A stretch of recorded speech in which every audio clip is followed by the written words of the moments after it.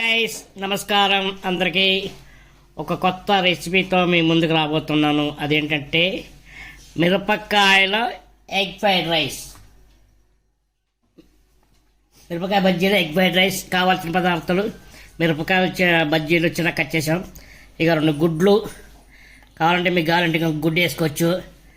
పచ్చిమిరపకాయలు, ఉల్లిపాయలు, కరివేపాకు, 1 టమాటో, నిమ్మకాయ, సగం నిమ్మకాయ. ఇది మళ్ళీ నెక్స్ట్ ప్రాసెస్ చేద్దాం. స్టవ్ వెలిగిద్దాం.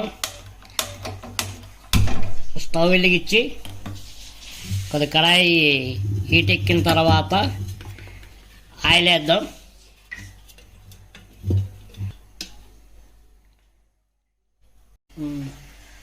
ఆయిల్ వేస్తున్నా. కొద్దిగా ఆయిల్ ఎక్కువ కావాలి దీనికి. ఆయిల్ ఎక్కిన తర్వాత దాన్ని చూద్దాం. ఇప్పుడు కొద్దిగా ఫ్రై చేసుకుందాం. మిరపకాయ బజ్జీలు ఫ్రై చేసుకుందాం. కొద్దిగా ఫ్రై అయిన తర్వాత నెక్స్ట్ ప్రాసెస్కి వెళ్దాం. కొద్దిగా ఫ్రై అయ్యే వరకు వేద్దాం. ఇక ఈ విధంగా ఫ్రై అయిన తర్వాత తీసేద్ది. తీసి పక్కకు పెడదాం. తీసి ఒక గిన్నెలో తీసేసుకుందాం. ఇదిగో ఈ విధంగా ఫ్రై అవ్వాలా. ఫ్రై చేసి పక్కన పెట్టేద్దాం. పక్కన పెట్టిన తర్వాత ఉల్లిపాయలు వేద్దాం. ఉల్లిపాయలు వేద్దాం.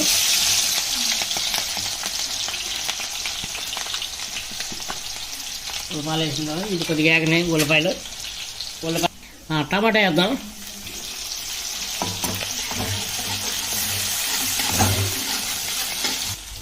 ఇలా ఉడికాక కొద్ది పసుపు వేసుకుందాం. తర్వాత ఎమ్మటి 1 స్పూన్ కారం వేసుకుందాం. 1 టీ స్పూను. తర్వాత కొద్దిగా ధనియా పొడి వేద్దాం. కొద్దిగా చాలు. మీకు కారం తగ్గట్టుగా వేసుకోండి. ఇక గరం మసాలా కొద్దిగా వేస్తున్నా. గరం మసాలా అలాగే కొద్దిగా ఉప్పు వేస్తున్నా. దీన్ని కలుపుకుందాం. ఇక ఇలా వేగిన తర్వాత గుడ్డు వేసుకుందాం. కొద్దిగా మీడియం సైజులో స్టవ్ పెట్టుకోండి.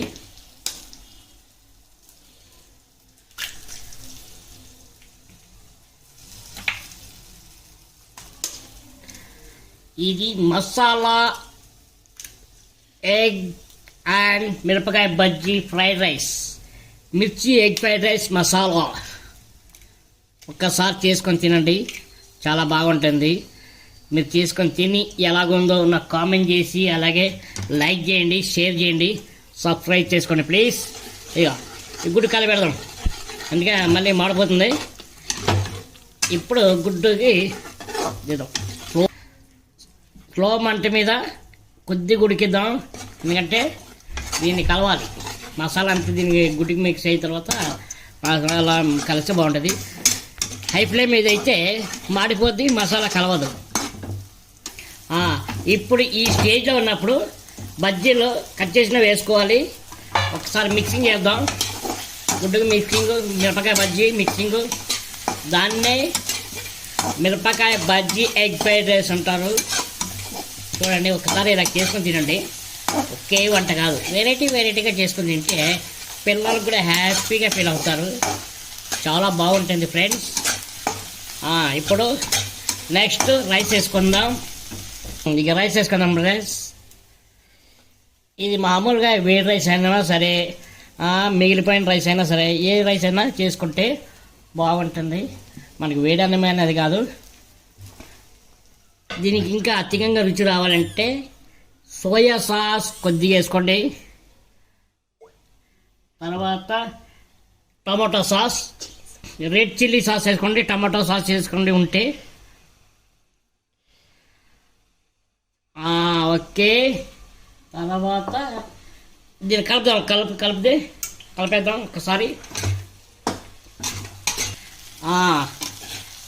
చూడండి ఫ్రెండ్స్, ఇలాగా కలుపుకోవాలన్నా అంత కలవలాగా, అంత కలిసిపోయేలాగా కలపండి. మిక్సింగ్ చేయాలి.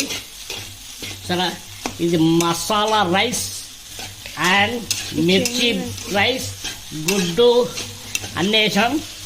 దీన్ని మీరు పులావ్ కూడా అనుకోవచ్చు. పులావ్, బిర్యానీ. చూసారా బిర్యానీ కలర్ వచ్చింది. ఇది చూడండి. ఇలా కలిసిన తర్వాత ఫైనల్గా కొత్తిమీర, అలాగే నిమ్మకాయ పిండుకోండి. కొద్దిగా నిమ్మకాయ పిండుకున్న తర్వాత సూపర్గా ఉంటుంది నిమ్మకాయ. మొత్తం నిమ్మకాయ వేసుకున్న తర్వాత ఇక కలుపుకుని ఇలా పెట్టేసండి. పైన గార్లిష్ కోసం కొద్దిగా కరివేపాకు వేసాను. ఓకే, అయిపోయింది వంట. ఫ్రెండ్స్, నా ఛానల్ని లైక్ చేసి, షేర్ చేసి, సబ్స్క్రైబ్ చేసుకోండి ప్లీజ్. Friends, hi, bye.